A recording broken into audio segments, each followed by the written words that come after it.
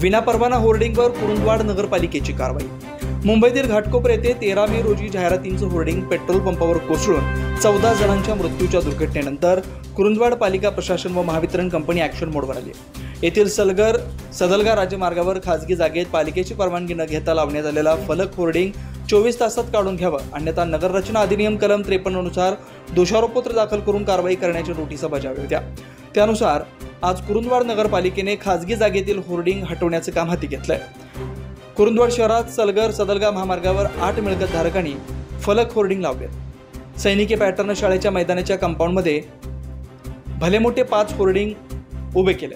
या होर्डिंगच्या खाली छोट्या व्यावसायिकांच्या टपऱ्या आहेत, तर वीज वितरण कंपनीच्या 11,000 व्होल्टेजच्या वाहिन्या गेल्यात। होर्डिंग आणि तारामध्ये कमी अंतर आहे। मैदानात नेहमी विद्यार्थी, खेळाडू आणि ज्येष्ठ नागरिकांची नेहमी गर्दी असते।